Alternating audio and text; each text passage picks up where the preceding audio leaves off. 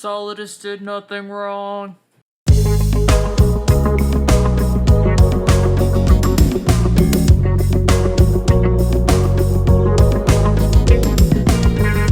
Hey, I'm Fingers. Yo, this is Vector. Hey everyone, this is Days Ahead. And I'm Nitroid. You're listening to the Kojima Frequency.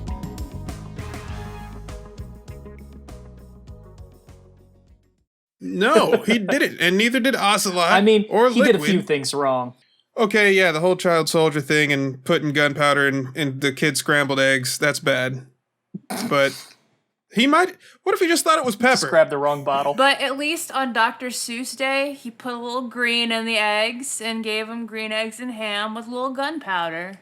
Right, he just thought he was seasoning it with pepper. He grabbed the wrong shaker, that's all. Yeah, I mean, some of that generic packaging can definitely look the same. Right. He's fighting Ryden on the top of the federal building, and he's like, "Oh my God, that was a mistake, son. I'm so sorry. Everything else I meant, but that was an honest mistake." That'd be a good meme, like just like post it as Solidus, be like, man, these things all look the same. And just like one of them's gunpowder, Oh my one God, of them's black it's because pepper. of his eye patch. Yeah. No, but he didn't have the eye patch in He's 84. like squinting at two bottles. He's not sure which one to use. I got an idea. Solidus's cookbook. Every single one has gunpowder in it. Right, that's the main ingredient. All right, now we're going to make lemonade. So you're going to get 2 large lemons, and you're going to throw those away. Then you get your gunpowder. Make a grilled cheese, throw some gunpowder on it. The kids will really like it. So we're using whole milk mozzarella. If they don't, they won't remember. Oh, man. So I've had a hard time watching some of those Mads Mikkelsen movies because we've been watching Hannibal lately. Oh, yeah? Yeah. That's a great show. I like the first season the most. It kind of descends more and more into pretentious dialogue with each season. Yeah. You know, I haven't finished but it. it's I want enjoyable. to. Yeah, I think it's just one of those things where they took a concept, which was the novel, because, you know, the show is more based on the novels than the movies with Anthony Hopkins. As good as those are. I love Silence of the Lambs. But, you know, they kind of did a Peter Jackson type deal where they tried to stretch out material that wasn't really there into a serialized show. And they should have just do the books like a mini series and be done with it. And they're trying to add stuff on top of that. Like, it's exactly what happened to Dexter. I don't know if I would say it's as bad as what happened to Dexter. No, nothing is worse than Dexter, but it's like the same thing where, like, after you get through the book material, it's like, okay, what do we do now? With Hannibal, it's like they're all over the place with this because they've taken pieces from Red Dragon and they've taken pieces from Hannibal and they've been mixing them around. So, like, season 3 gets into the Red Dragon storyline, but there are remnants of it before that, and so it's, you know, it's kind of going all over. Right. Yeah. So, but I've enjoyed it. Yeah. That show, it made me understand why or what I'm looking for in a villain, which is I actually want a villain that I'm almost empathetic with. I want the villain to succeed just as much as the hero. So I get that moral quandary that, you know, stuff like Lord of the Rings and Star Wars, they don't really do for me. Because it's just like, oh, space Nazis or medieval Nazis. And it's like, all right, yeah, it's easy to hate Nazis. You have your big bad to fight. But what if at the end of the story, you as the viewer decide like, hey, you know what? The hero is wrong for what they're doing. The villain was actually right the whole time. Kind of going back to Mads, so Polar, it had a bunch of like Metal Gear plot beat tropes. I don't know how to describe it. I agree with Visual that. callbacks even, you know? Yeah. If it was even intentional, it's hard to say. Spoilers for those who haven't seen this movie yet. But Mads gets tortured, and during that process, he loses an eye, and he wears an eye patch for the remainder of the film. Right. There's a point where a character who is a hitman who accidentally took out a girl's family takes care of her out of his own guilt. What else is there? If I remember right, the way he gets tortured is almost identical too, isn't it? Oh, yeah, absolutely. It was, yeah. Good point. Like he's got his arms and he's tied up, and he's getting beat up, and it's just wild. There's a scene where he, first of all, he faces like 5 assassins, and one of them is taking like a vantage point with a sniper rifle. 3 of them are going to do groundwork, and then one of them is actually supposed to be like a honey trap, right? So he's with the honey trap, and then somehow during this combat, he kills the honey trap and manages to get to the sniper.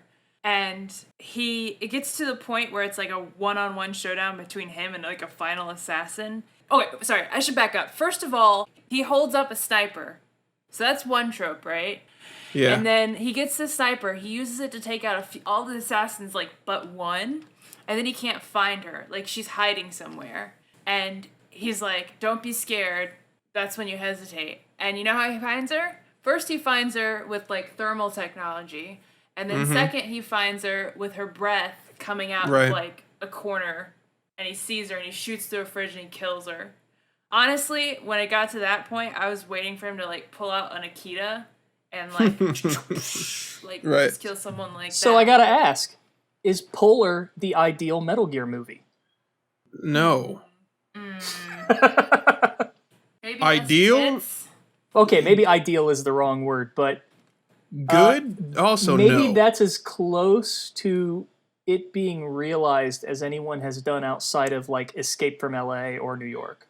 Right. Is unfair to say because Metal Gear was based on those. I feel like Captain America, the Winter Soldier, kind of felt pretty Metal Gear-y. I don't know if in y'all terms felt of political intrigue, I think as far as how this as a proof of concept for a Metal Gear film, I think if anything it proves that you can still have this industrial espionage conflict or main plot while also having sort of like a wackier subplot or plot beats or characters and whatnot. So you have to suspend your disbelief quite a bit during that movie. Absolutely. Yeah, they were definitely like hyper violent and just like, I don't know, everything was like really fast paced with it.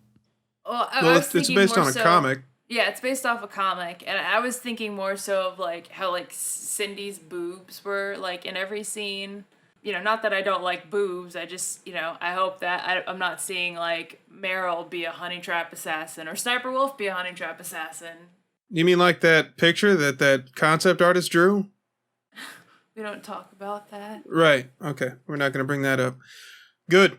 But yeah, it's based on a comic book, so I'd be curious to see if any of those callbacks are also in the comic or if that's exclusive to the movie. Yeah, I didn't know it was a comic. Gotta check that out. Wanted was also a comic, and I like Wanted a lot. Yeah, there are just too many similarities to not ask the question of was this inspired? Well, here's the other question we should be asking is where did Kojima get it? Because I didn't find out about Crossfire by J.C. Pollock until like yesterday. Oh, wow. And yeah, I had no idea. Does everyone know about Crossfire by J.C. Pollock? It's Metal Gear 2, the novel. That's what it is. Yeah, it's literally that's what it is. Yeah. So check it out. I'm not going to say anything about it. I want everyone to look into it themselves, and then you'll just see like, holy shit, this is Metal Gear 2. So yeah, if those things are in Polar, then I doubt they were first in Metal Gear Solid or any of the series. Especially like James Bond has been holding terrorists up for decades. So like the seeing the breath through thermal vision, I'm sure that was in Predator or some shit. I don't know. Yeah, I mean, even just Metal Gear 2, it directly pulls from so many sources, Right. You've got just directly naming bosses after movies and books. So The Running Man, Predator, which it's kind of funny that some of them have been renamed, like Ultravox was, obviously came from the band Ultravox, but is now the Four Horsemen. Predator was renamed. The Running Man wasn't, though, which is weird. Well, Kojima that's not even a trope of his. JoJo's Bizarre Adventure has been doing that since like 1990. Or no, I think the first issue of that was like way in the 80s or something. They interviewed John Carpenter a few years ago, I want to say, or like a year or so ago. But they interviewed him and they brought up Kojima. And I remember John Carpenter saying something like, yeah, I mean, the guy, he seemed pretty chill. He seemed in good faith. So we never actually like went after him. And I wonder how many of those were just kind of that situation where it just like wasn't even on their blip, or if it was, you know, they're just like, oh, it's just some developer. He appreciates us, whatever.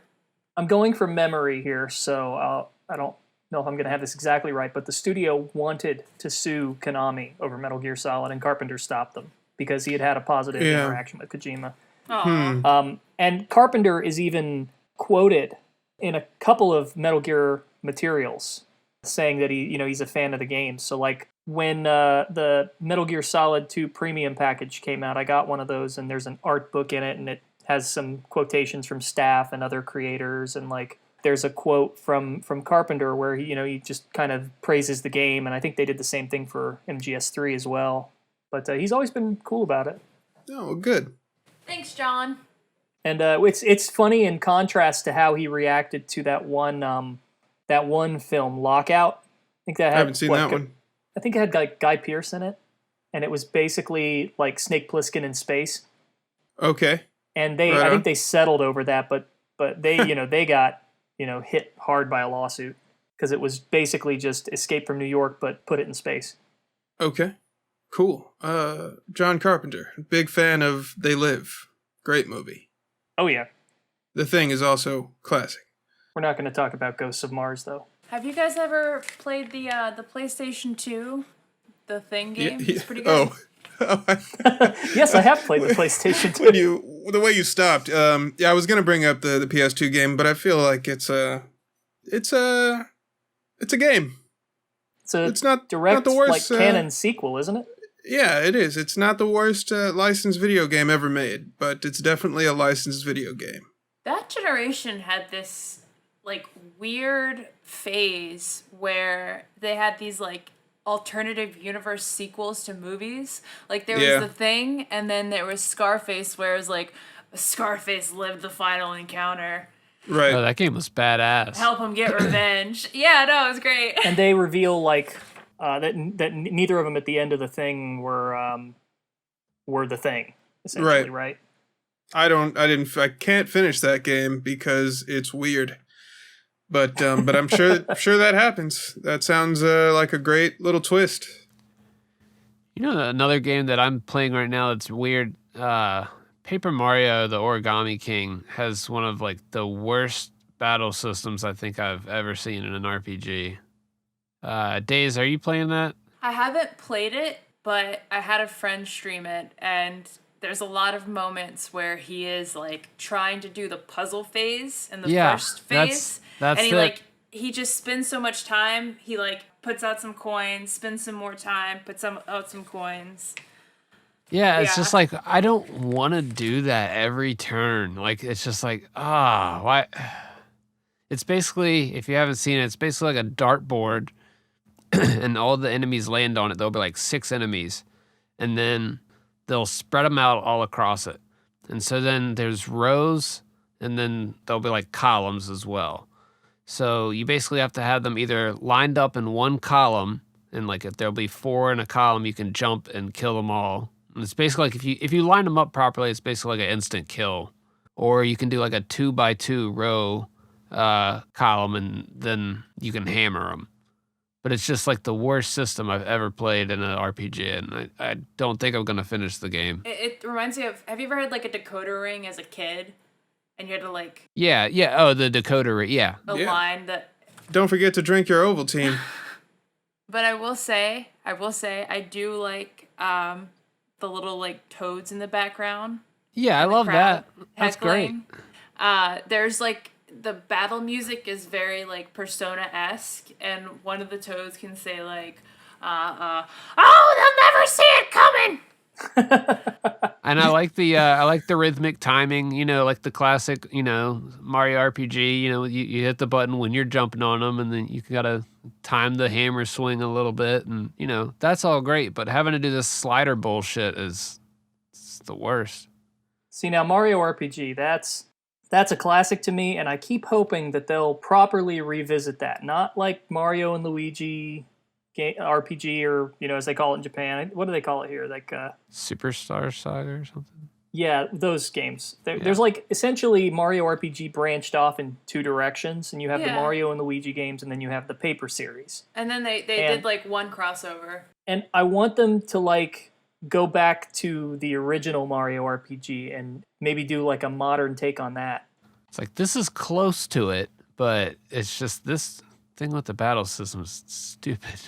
So what's worse? Is this worse, or is using the triggers to maintain your balance in Death Stranding worse? Oh, I'll hold triggers all day. This is fuck slider puzzles. I've been getting like, now that I've been replaying that on PC. Now that you mentioned how's your Death Stranding. carpal tunnel going now? It's not as bad as it is like the first experience, because you actually know what you're doing, and also running this shit in like 120 frames per second is also pretty nice. Yeah, some of the footage and screenshots I've seen of this game running just completely maxed out, or it's incredible looking. Oh, I cannot stop taking screenshots, and I'm playing on hard mode this time around. There you go. Isn't there's a very hard mode now too, isn't there? There is a very hard mode.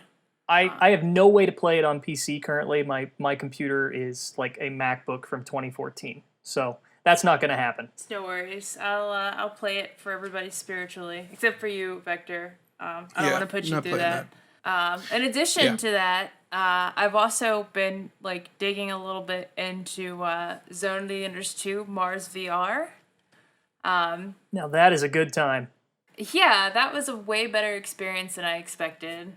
It's funny because the first segment of the game, you play this like mining unit, and it looks very archaic. Like you only see like the screen ahead of you, and you think, oh, this is gonna be like a shitty VR experience. And then once you get into Jehuti, it's so hard to describe VR. I swear to God, but it's a good experience, and it's funny because the cutscenes in VR, they're still 2D, so it's kind of like you're looking into a movie theater. Right. Even though he was just a producer, it's the closest thing we're gonna get to Kojima, like watching a Kojima film, at least for now. I think it's funny what they did with the intro and the Lev unit that they have you in before you get the orbital frame. That clunky old robot. I kind of wish they had made it VR, just so you could kind of look around in there. But I get that they were trying to mirror what the original game did with that segment, which was to stick you in this clunky, awful, sluggish robot to start you out with for 3 minutes, and then you get control of Jehuti, and it immediately opens up, and it's quick and agile and easy to control. And so the fact that they have that crappy VR mode where you've just got the screen in front of you, and then as soon as you get in the orbital frame, it zips into full VR, like you said, is a cool way of kind of reflecting that. And I was shocked that playing it in VR was nowhere near as disorienting as I thought it was going to be, because you hear Zone of the Enders VR, and without having seen it or played it, that sounds like a terrifying prospect with how fast that game moves. That's going to make you vomit so quick, but it doesn't, because they kind of gyroscopically lock you into a single perspective, and it works very, very well. So like if Jehuti's doing flips or something, you can kind of see a visual representation of it doing a flip, but your view doesn't flip with it. In some ways, I find it a little less disorienting than the original, because I hated how it shifted out perspectives depending on the type of combat. Whereas here, I feel like I'm a pilot, which it helps that I have like this reclining executive chair with a footrest and shit. So I kind of feel like a pilot. I don't know, maybe I'll get like a fan to give me the like cockpit experience or something. But yeah, no, it's excellent. It would be interesting to see them make an entirely new Zone of the Enders game, but build it from the ground up with VR in mind, just to kind of see what kind of ideas they come up with. But sadly, I think that ship has sailed. Somebody's got to make a, I don't know. There probably is a good mech game out there. I just haven't found it yet. Too busy not playing Half-Life Alyx and playing Beat Saber instead. Yeah. Zone of the Enders is one of those series that is just The second one in particular, has critical acclaim, but it just never sold well. It just didn't click. So every time they've tried to bring it back, it just sort of flounders, and then you never get a follow-up. I remember the reason Zone of the Enders 3 never happened was because the HD collection sold so poorly. Wasn't the HD collection originally, like, at launch, like, vanilla, like, not very well optimized, and then they had to patch it? And I'm curious how much that might have had an impact on it. And they did later patch it, and it runs pretty well. But yeah, it was kind of a mess. Because I personally love Zone of the Enders. That's why I was apprehensive about picking up the remasters, because all the reviews said that, it doesn't have that clean experience that you'd expect from the game, so... It's funny, too, what they did when they released it, because it came with a demo of Metal Gear Rising. Oh, yeah. I remember that. So it was like mimicking what they did with Zone of the Enders and MGS2 back in the day, but I guess to lesser effect. You just reminded me of... I remember when there was sort of a divide back in early 2000s with rental places, like rental video places, that gave you the MGS2 demo when you rented Zone of the Enders, right. and the ones who did not. And assuming they even kept it, some places would have you rent it as a separate game. Mm-hmm. That's crazy. That's just crappy. Yeah. I bought ZOE 1 like the day it came out, put the disc on the shelf, and just played MGS2's demo for hours. God, I sank so many hours into that demo. It was a good just demo. Tearing it to pieces. Gamers talk about, like, getting value out of, like, oh, I got X hours out of this, like, $60 game or whatever. It's like, look at this. This comes with, like, a demo you're going to waste, like, 15 hours on. And a game, once you get sick of the demo. And then the game ended up being pretty decent. Yeah. It's kind of crazy how much they improved ZOE 2 over ZOE 1. And, there's a bit of a parallel between what I think must have happened with 1 to 2 that also I think happened with Metal Gear Acid 1 and 2. So okay, if you're looking at like bottom line sales for a game, and I know this is the case with Acid 2, but I only suspect it's the case with Zone of the Enders. The first game comes out and it sells like gangbusters. Not because of the game, but because of the demo. The old joke was, hey, if you buy the Metal Gear Solid 2 demo, you get Zone of the Enders for free. Right? Like, everybody's heard that joke. Yeah. So the bottom line to some suit at Konami is going to be like, oh, wow, this new mech series that we've got is a big hit. Look how many copies we sold. And, like, it was very apparent that Konami wanted to turn Zone of the Enders into, like, their kind of version of Evangelion. I mean, like, they had, like, an OVA that came out with it. They developed, Dolores Eye, which was the anime series. I mean, they really put a lot of thought into the world building for this. And it just didn't take. So when the second game comes out, it's got a much higher budget, much higher production value. It's very refined. They've learned from their mistakes. And it's, everybody kind of agrees that the second game is just like a classic. First game's interesting, but not all that great. Right. And so I wonder if, the only reason the second one was so good is because the first one was piggybacking off of the success of MGS2 and that demo. But with Metal Gear Acid, that was absolutely the case to an extent. Because when the PSP launched, Metal Gear Acid came out and nobody had a clue what that game was. Right? So they see, oh, I got this new PSP, this portable PlayStation, and there's a Metal Gear game. I'm going to get that. Right. And the first Metal Gear Acid game sold pretty darn well.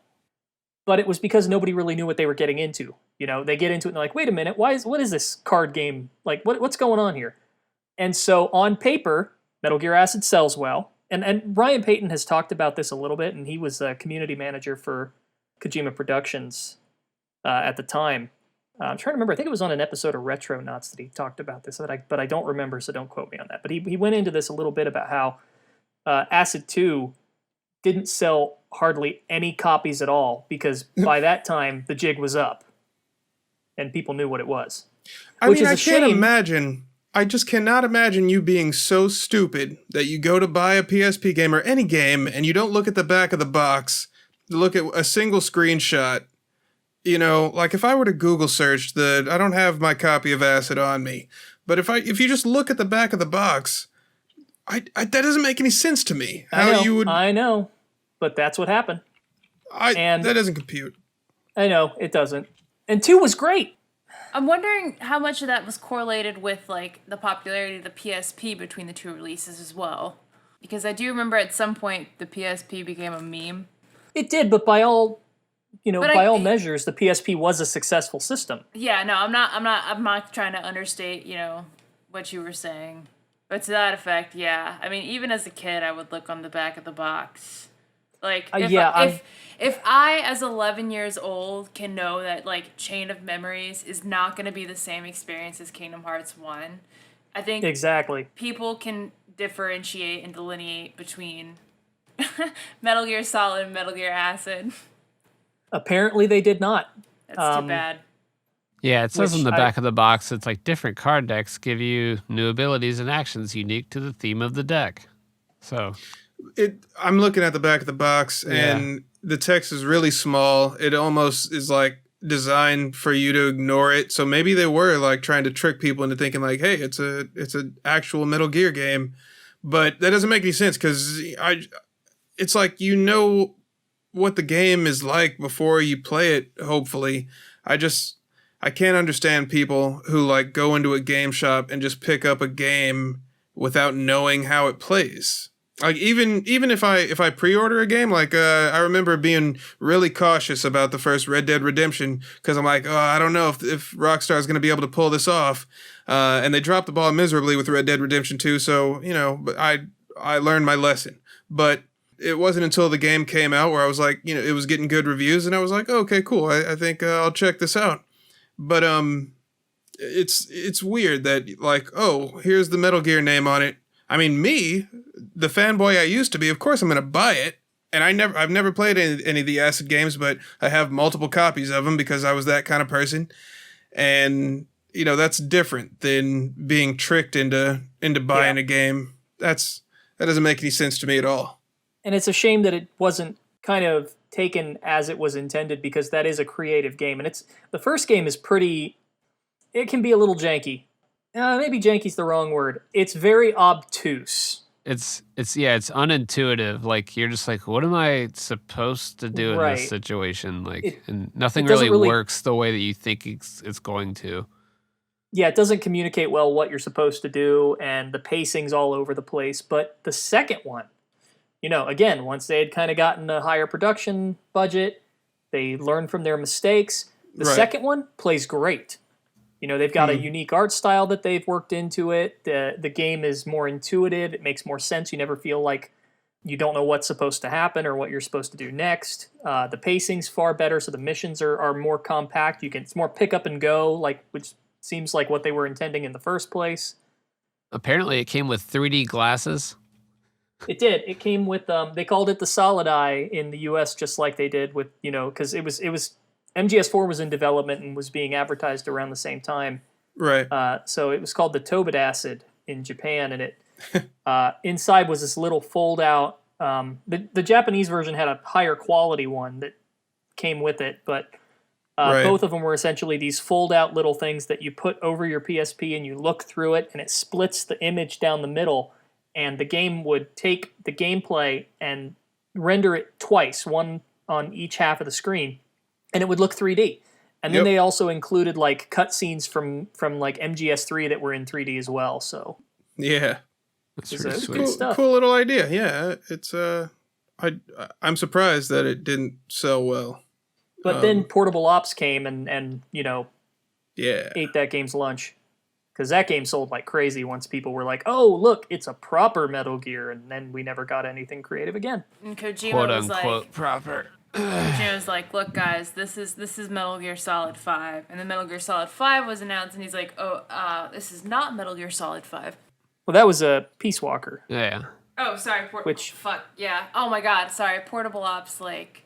Have you seen the logo for Peace Walker that originally had the 5 on it? I didn't, but sorry, I put Portable Ops out of my head. I totally forgot about, like, Gene and that Ocelot and Big It's Boss. understandable. Reconnect. Oh. Okay. Wait a second. Did you just confuse Peace Walker for Portable Ops? No, I'm kidding. I have heard through the grapevine that internally Peace Walker was called Portable Ops 2 for a short time. Now, I don't know if that's true or not, but that is what I've heard. I think I might have heard something similar to that, but also I wouldn't be surprised if at one point during MPO's development, Kojima Productions was calling it officially MGS5 because it was intended to be canon, and then afterwards Kojima he like disowned it because he. I don't think so because 4 wasn't even out yet at that point. Oh right. And Portable Ops was essentially made with a very small team on a shoestring budget. Yeah. In like a year or something. And again, I think Ryan Payton's talked about this in that same podcast. So I gotta find that again. But Peace Walker absolutely was called Metal Gear Solid 5 early on. Yeah, I don't know if that would have been the right call because it's so tonally different from MGS4. So yeah, you can kind of it's canon, but it's also like a spin-off. It diverts from the main series a whole lot. So hey, we are about a half hour into this, so what do you guys say to some Q&A? Let's do it. All right. We put up a thread asking for listener questions, and we got a bunch. Yeah. We got a whole bunch. Some really good ones in here, too. Thanks to everybody for asking questions. We love engagement like this. If you talk to us, we'll talk right back. We're like Furbies. Makes us feel important, and we like rambling about this stuff, so if you like us rambling about it, please send questions. Anytime, any place, or, as long as you're not being ridiculous about it, I guess. I don't know. Anyway, let's jump right in. Who wants to start? I mean, we gotta tackle the big one. You sure you want to jump into that one first? Was that let's was just that do a it. pun? It might have been. It was a subconscious pun. Wait, say the pun again. I want to know the pun. The big one. Oh, okay. Wish I had that. Right. Wish I had that. Quick Quack Man on Twitter. He posted this. I've been reading about, analyzing, and replaying MGS2 over and over for years now, and I still don't understand why the president grabs Ryden's crotch. Can any of you shed a light on this incredibly random and outrageous moment? Absolutely, I can. He was horny. My answer. That's one way of looking The president's at been locked in that room for quite a while. It's lonely at the top. So, yeah. I have a legitimate answer, but are you sure we want to even dignify this with an answer? Yes. We can answer the question, but also still think it's ridiculous. Okay, well then I'm just going to go into my rant. Firstly, the context of the scene is literally right there in the GIF that he included with the question. The president is asking, "You're a man?" Because he's surprised to see that there's a male that's coming here. There is a theory. I don't, it's unconfirmed, but a lot of people believe that the president was expecting Olga. And Ryden somewhat resembles Olga, maybe if you squint. I don't know. So maybe the president was expecting Olga to come for him, or someone said a woman's going to come to assassinate you, or something. And so he was surprised that it was actually a man. Why did he actually grab his crotch? So remember when the colonel is first talking about the skull suit, Ryden says, "There's a lot of pressure on my torso." And a lot of people commented back in the day on how the skull suit, it slimmed down his waist and made him look more feminine. Now, Ryden's character is actually designed to be androgynous. That's his literal purpose is to confuse people, as to whether he's a man or a woman. And that was a design choice because apparently Kojima and his team back in 2000 or so, or before MGS2 started development, they actually surveyed high school girls. I don't know why they would do this, because they're not the target demographic at all. But they surveyed high school girls, and apparently these high school girls, at least one of them said that games starring old men are pointless. So that was the justification. What was posted in magazines anyways, the justification for Ryden was that he was meant to appeal to the young female demographic. And at that time in Japan, pretty boys was just the thing to be. It's called a Bishonen. It's a whole deal, especially in 2001. This was like at the top of the pretty girly man phase of Japanese art. So, but why did he actually, now the meat of the question, the meat, meat. Why did the president actually grab Ryden's crotch? It's because in Japan, again, this is a cultural thing that you won't see outside Japan, which is another reason why I don't like the direction of the cutscenes in MGS2. The reason why you don't see stuff like this outside of Japan is because it's very commonplace for members of the same sex to grope each other's genitals. You see it in anime all the time, where one girl will be playing with another girl's breasts, and the girl who's getting fondled is like the submissive, smart, wears glasses type or whatever, and it's like a whole thing. Now I don't know enough about Japan to say whether that's right or wrong, but that sounds really. Are you sure about that? You, man. No, yeah, men and women will grab each other's private parts all the time. Like, and it's just not a big deal for them. It's culturally a part of their culture. Well, on the note about like squinting with Olga, I mean, if you think about like one thing I thought about with that was like, I don't know how she contacted President Johnson or how he was aware of her, but she did have that ninja exoskeleton, which, if you squinted, may have looked like the skull suit. The skull suit? Yeah. Okay. Hey. I can tell you it's not a theory. The script for the game that was included with the document of Metal Gear Solid 2 more or less confirms exactly that it's that case.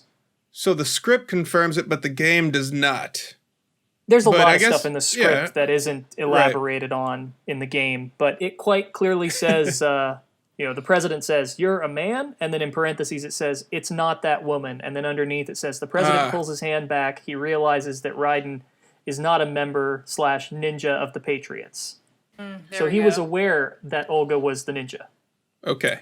Well, then there you go. So Boom. there you go, Ivor. Now, here's an extra tidbit about that scene. Instead of going to rescue the president, what you should do is take out your Nikita launcher. And then, obviously you have to take it out to get out the gas thing. But instead of aiming at the generator, aim at the president. It's a very fun Easter egg. Give it a shot at least once. I'm probably on a list right now. But thank you for your question, Ivor. Yeah. We can't air this episode now. A while back, I did a Q&A on Twitter, and somebody was just having a laugh and asked me how much pressure and torque did President Johnson apply when grabbing Ryden's crotch. And what? Yeah. Okay. And I did the math. Right.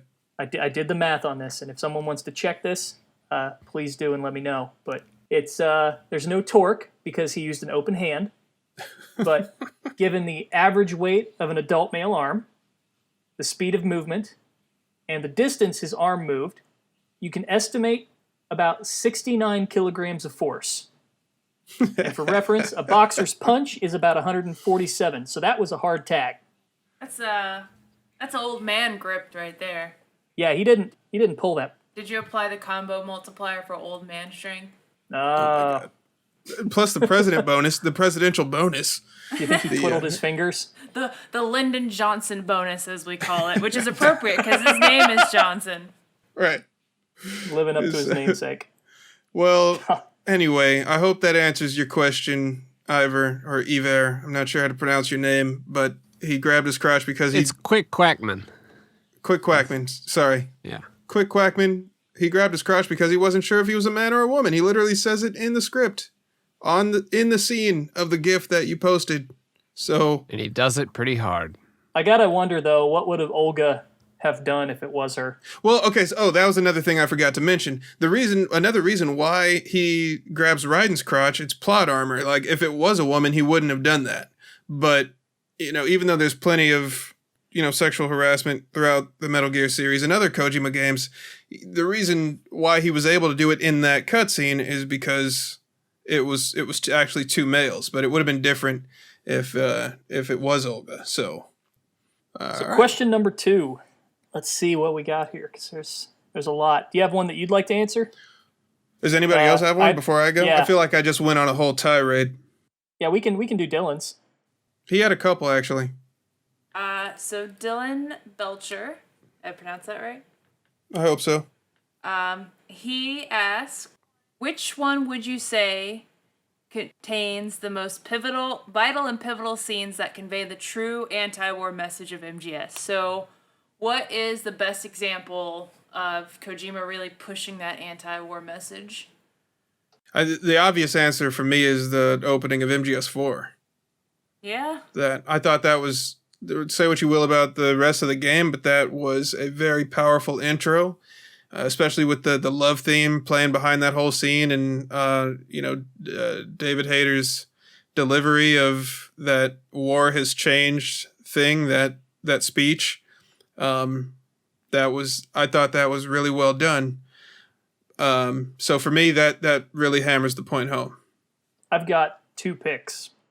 One is just that little somber scene between Snake and Meryl, where she's just sort of thinking about her previous goals of becoming a soldier and realizing that there's no glamour to be found in it. Mm-hmm. And just that very simple realization on a personal level I really liked. Yeah. The other one, and you might disagree with this, and this is I guess less war and more nuclear weapons, but they're kind of very intimately tied together. The disarmament and FOB system in MGS5 is really clever with how it's constructed, because the entire premise of getting to that disarmament point, putting aside the whole oops, we unlocked it accidentally aspect of it, and assuming it worked as intended, you basically have to get every single person playing the game to cooperate in order to hit that point. If everyone is not on board, it is almost impossible to get there. Right. Yeah. It's pretty much like the mask situation right now. It's like, oh, damn it. We got to worry about those people over there. We're messing it up for everybody. Yeah, you have to get the fringes. Yeah. And that, I felt, was one of the best ways I've ever seen to communicate an idea through gameplay. That, the idea of, all right, if you look at nuclear deterrence and that entire mutually assured destruction concept and how impossible it is to disarm, like, we're going to turn that into a game so that hopefully you understand why this is such a big problem in real life, because this is essentially the same problem. If 2 countries have nukes, neither one's going to want to disarm, because that puts them at a disadvantage. It makes them vulnerable. And so taking that idea and turning it into a mechanic, I felt, was really clever. Oh, yeah, definitely. Yeah, and going off what you said, for me, I think the Phantom Pain, that disarmament scene with Kaz, and he's just talking about only when our children show the wisdom not to forge new spears. That speech is really powerful. I love that scene. So I'm glad that you mentioned that Meryl bathroom scene. I was a little worried that mine would seem a little, superfluous. But my scene, and it's in a greater context, I think it's very effective. Is Meryl's monologue after she gets shot by Sniper Wolf. As Nitro had mentioned, her plot, despite the fact that it's a bit short given the whole multiple endings thing, her plot is just about, figuring out how unglamorous war really is and how futile her quest to follow her father's footsteps are. Right. And the bathroom scene is great. How, she almost, from a personal standpoint, when I was a kid and I saw that, I was like, oh man, it's a badass girl, because I was kind of a tomboy at the time, and I thought that line about when she gets the 45 and she's like, oh, I'm more comfortable with this than a bra. And, as a kid, that seems cool. But as an adult, seeing that in retrospect, it's like watching, somebody get, essentially fall for propaganda. Granted, this propaganda was bit on a personal level, but she's, droning on, like a post from Just Boot Things or something like that. Looking at it from that perspective, it's a little unnerving, and then it all accumulates to her getting shot, and then just breaking down, talking about how war isn't glamorous. Like this is pretty much the accumulation of you following this goal, this dream of you being a great soldier. And of course, it's up to the player or not whether Meryl kind of pulls through or not. But I guess both in a vacuum, as well as how that scene kind of grew on me as a person, that was the most effective, like, anti-war message there. Very nice.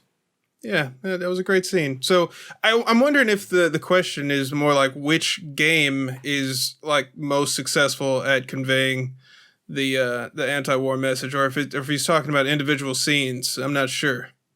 Oh, that's like so much more tough, because I feel like Right. almost like, okay, I use allegories all the time. I'm sorry, everybody. But in the same way that David Simon's The Wire, each season sort of breaks down why Baltimore is in the state that it's, the decrepit state that it's in. I feel like Metal Gear follows that same energy, where each game is effective in its exploring its anti-war message, but it breaks it down into specific concepts like race, genes, memes, so on and so forth. Right. So that's a tough question to answer if we break it down by game. Yeah. Let's see, Dylan, if you could clarify, maybe we will tackle that on the next episode. But I did like his second question, which was, how different do you think the lore would be if Snake killed Ocelot in 1964? First and foremost, I want to mention the, you guys have the remaster, the HD remaster. So there's an Easter egg, and Dylan, I'm sure you're aware of this, but in your first encounter with Ocelot in Metal Gear Solid 3, he is knocked out, and he's essentially at your mercy. All you have equipped is, I think, like a tranquilizer gun and a knife. But if you actually put the effort in to kill a knocked out Ocelot, you get the game over screen. Get that time paradox. You get the time paradox saying Ocelot is dead. And if you're playing the remasters, you get a trophy and/or achievement saying problem solved, series over. I have never been able to trigger this, but I've heard it happens that you can get weapons during the Virtuous mission. You can get like a rifle and a couple other things. Yeah. You just have to hunt around for them. I have heard that if you shoot him in the leg, he will have a bandage during Operation Snake Eater.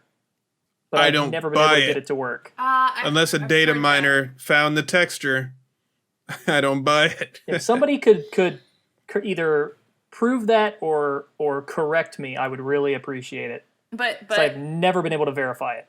But going back to the question, I don't want this to be all about like Easter eggs and things like that. I think it's a legitimate question because, I mean, essentially Ocelot is integral, but at the same time he's like the chaos magic of the Metal Gear universe. Yeah, he's a living MacGuffin. Yeah, and it's hard. It's hard to kind of pull that out. I honestly, I know this was a serious question, but I'm officially filing it under joke questions because if Ocelot dies in 64, then job done, series over. You don't have any of the Metal Gears after that. So that's how different it would be. There would be completely different games. So you'd have to actually follow the sequence of events. Yeah, nothing in Portable Ops would happen. Therefore, the stuff that happened in Peace Walker wouldn't be set up that way. So what would be the first branching point difference? Essentially, what would be the first thing to change without Ocelot? So he kills them in the end with their little standoff. It depends on when he kills them. Any time in 1964, Snake kills Ocelot. Depends. For the sake of argument, let's say Virtuous. Sure. Okay, so he escapes with Sokolov. Ocelot's dead. Same thing essentially happens. The next time we see Ocelot is after he meets Eva, and then I just suppose he would have more time with Eva, would have things planned out a bit more since there wouldn't be an encounter. There wouldn't be a fight with him on the cliffside, though he'd probably still encounter the pain. Maybe not. I don't know. Would he still have his eye? Because That's the one I'm thinking about. Like, would he have survived that torture sequence if Ocelot had not been there? How would that have gone? He would definitely still have his other eye. Not necessarily, because the boss was going to cut it out. No, she wasn't. No, she Until wasn't. you think she would have balked at the last second? No, because she was on mission. She would have killed Volgin. Like, she would have made him think that he was gonna. She would have like maybe scratched his eye and then thrown the knife at Volgin's neck. Look, big boss or what the fuck ever. Jack, you are doing too well right now. We need to sandbag you a little. This is only gonna take a second. It's gonna be like pulling out a Band-Aid. She wasn't gonna cut his eye out. Because I mean, if you think about it, she it's would have the abandoned. Well, I mean, at that point, Volgin had pretty much let the whole plot go too, because he's monologuing like a comic book villain and like, yeah, it's locked in the underground vault, that thing that everyone's looking for. It's totally there. Well, forget the details. So she knows at that point. Like so, MGS3, the boss is going to fulfill her mission. Snake's going to kill the boss, and you blow up the Shagohod, and he's going to go back to the States. But if Ocelot's dead, he doesn't retrieve the second half of the legacy. He doesn't tell Zero to recruit Snake into the Patriots. There's no Patriots. There's no rest of the series. Done. So now how do you have a Metal Gear series after that? Well, you'd have a bunch of games with Snake fighting in Vietnam, because he totally did that with Python. It would be a lot less gay, which is bad for me. Wait. It would still be pretty gay, but like a 6 instead of an 8. And he wouldn't be able to rescue him around the Phantom Pain, out of the hospital and stuff. So there's that going on. Right. No, like the whole Python series, Phantom Pain wouldn't have happened. Python was a cool character. He should have been around more.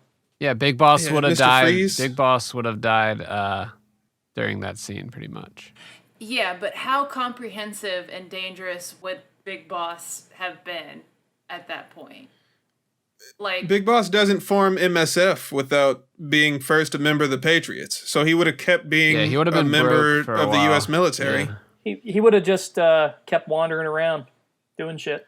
I don't think he would have wandered around. I think he would have retired as a United States soldier. He would have gotten command of some other unit and just gotten old and just rotted away. Open up a Smoothie King. So you don't think Zero would have done his stuff? Well, Zero might have, but Snake doesn't get involved in any of that, if not for Ocelot. So you're saying we would have just had a full-on dystopia? I think. Well, what did Big Boss actually prevent? Nothing.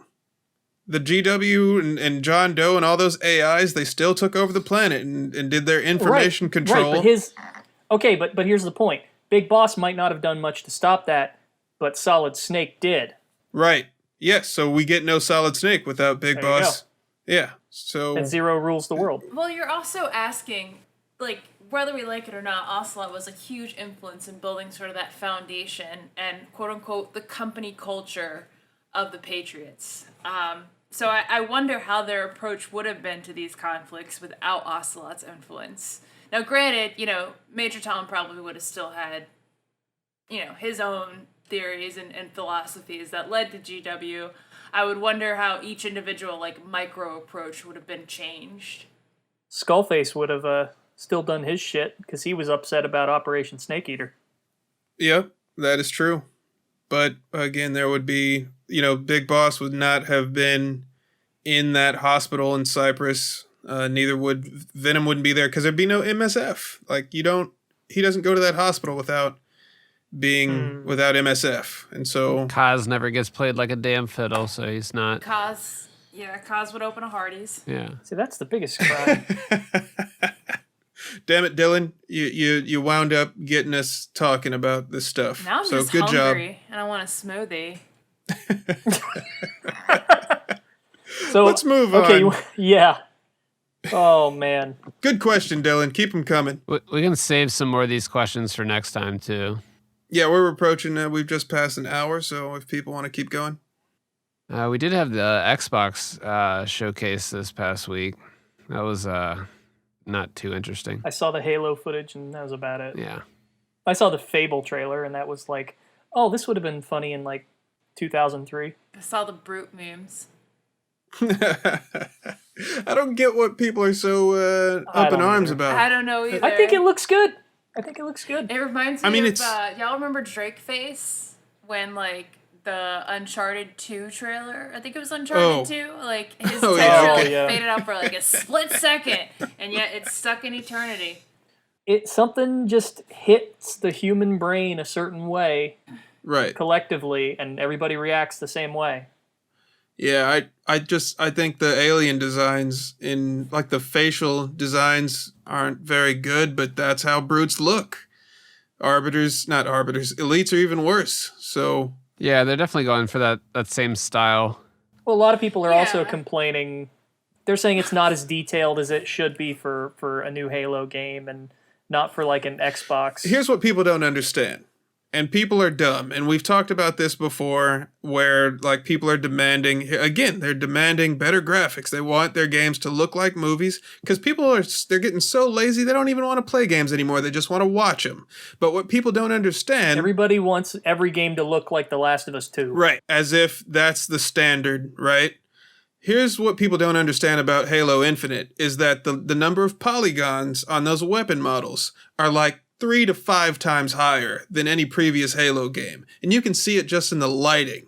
It's ridiculous just how accurate that lighting is. But no, you don't get those light shafts, and the ambient occlusion doesn't look like it's cranked all the way up. And so no. Oh, dude. I turn off ambient occlusion like every game. Is it not obvious that this is a style choice? I don't think so. Yes, it is meant to look like the earlier games, especially Halo 1, but it's like the game.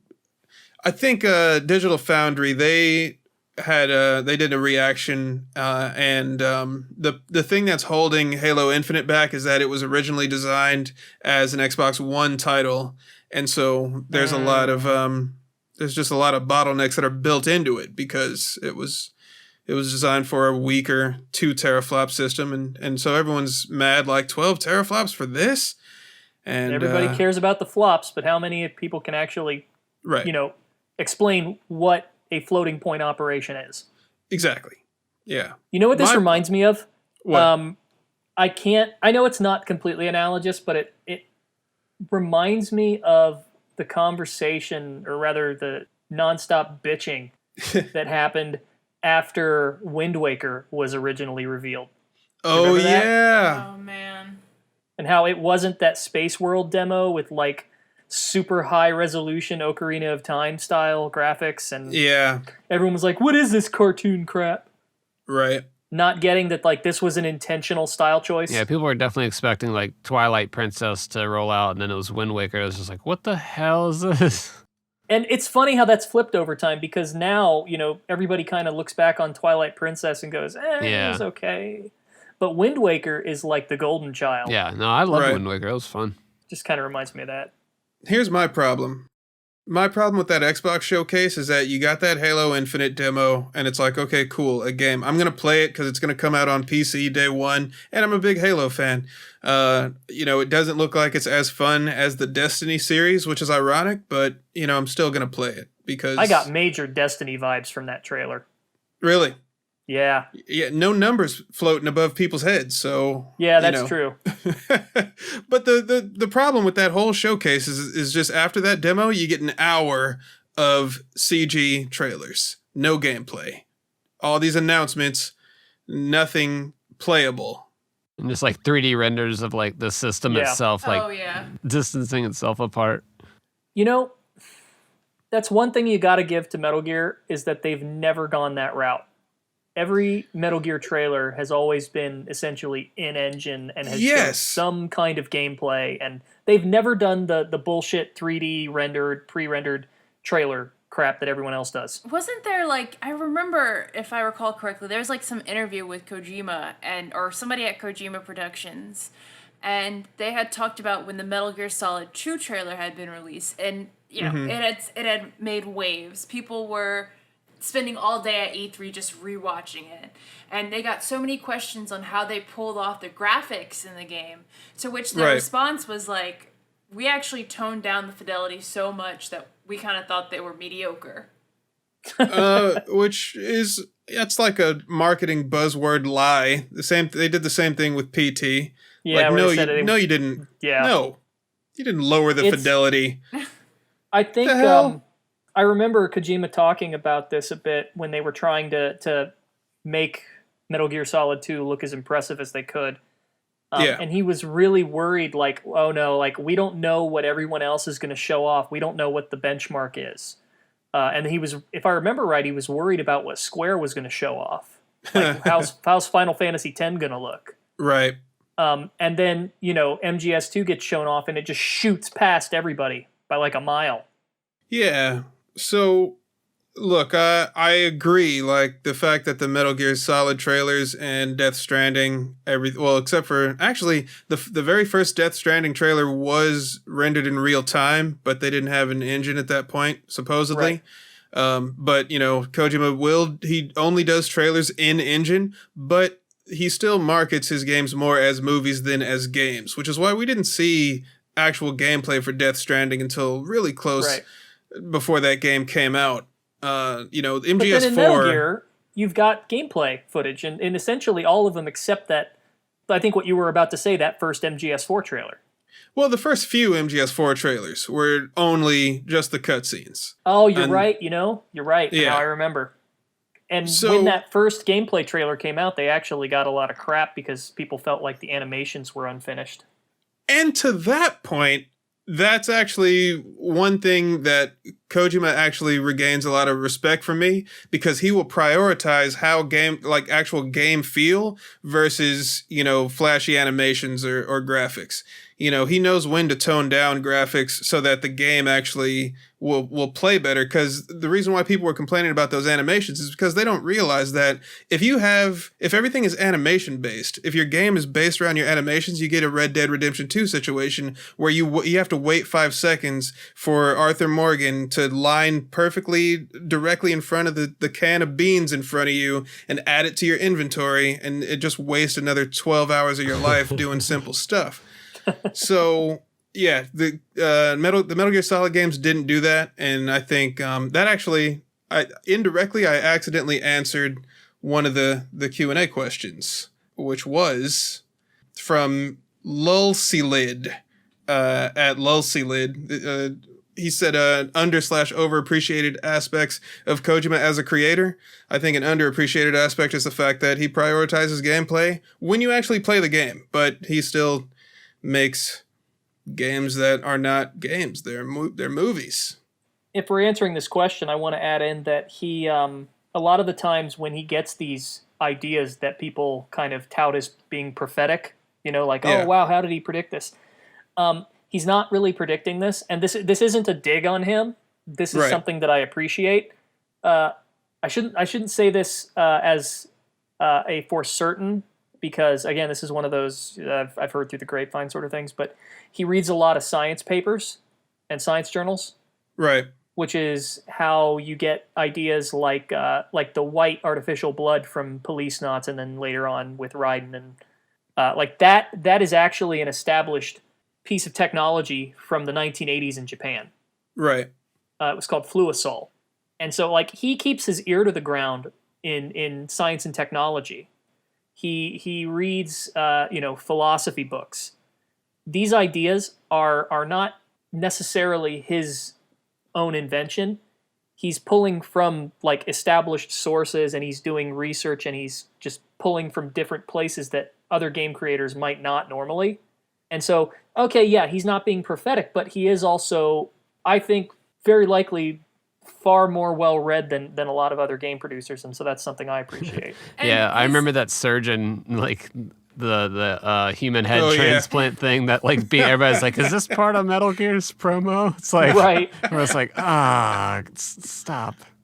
And to that point, if you listen to the codec conversations in Metal Gear, and in some ways, if you listen to the emails or read the emails in Death Stranding, Kojima strikes me as the type of person. We always make jokes about how he needs an editor, but he always strikes me as the type of person where if he learns something, and I relate to this deeply, if he learns something, he wants to tell everybody. So it's like when he learns about gene theory, it's like, okay, not only am I going to put gene theory in my game's plot, but I'm going to make sure my audience understands it so they can talk about that shit 20 years later in a podcast and how wrong I was with gene theory in my game. You mean how Right. wrong Liquid was? Oh, I forgot. Right. I'm sorry. It was Liquid's fault. Yeah, Cam.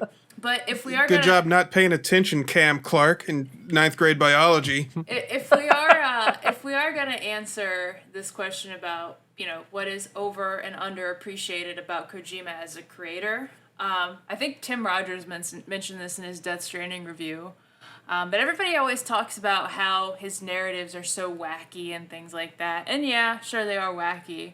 But one part of his narratives that I don't think gets a lot of emphasis, and we kind of thought about this when we were talking about the whole anti-war scene, he's really good at tying certain aspects of his gameplay to the narrative. Now, in both sort of a macro and a micro regard.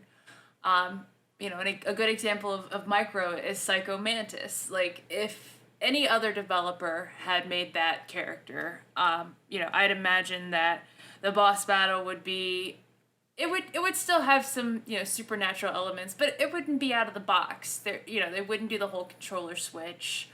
And he used that mechanic to switch your controller to essentially emphasize how strong and powerful Psycho Mantis is. To a greater effect, going back to that FOB example, showing how difficult nuclear disarmament is. He's showing you his messages through the gameplay, and I think that's pretty underappreciated. Sometimes I wonder if it's accidental, though. Particularly in the case of MGS2, I've heard the argument made that the reason the game is so heavy on codec calls and is so much of an info dump at time about character motivations and private facts about, you know, oh, this is what a character is actually like, and all of these little details that they sort of shove down your throat in the game is in some way an intentional reflection of the whole overabundance of information theme of the game. Right. Sure. And while that works to the effect of the story, I'm not sure if it was intentional. It's interesting that you say that, because my example, I was thinking more so of like Metal Gear 1, but with Metal Gear Solid 2, I think that's good, because as soon as you said that, I thought about the codec calls about like Vamp and Fat Man, like, oh, he's just called fat because he's fat. Right. And like talking and about where Vamp gets his name, for example, like you're getting all of this information that doesn't necessarily have any relevance to what you're doing. Yeah, it's a stark difference from, you know, sort of the sterile but informational conversations that we had in MGS1. Like, right, it felt yeah. like a gossip blog more than. Yes, exactly. Yeah, that's a great way of putting it. Do you remember what day tomorrow is, Jack? No! It's President's Day. There's a mattress sale, and we need a new mattress. You keep bitching about my bed and a desk, so. Oh, right. I'm going to get a new one. Right. So we're getting a new one. Ryden shops at That IKEA. one was white, but this one is bone colored. And the text is something called Pale Nimbus. Look at this rug, honey. It's gunpowder gray. Reminds me of my dad.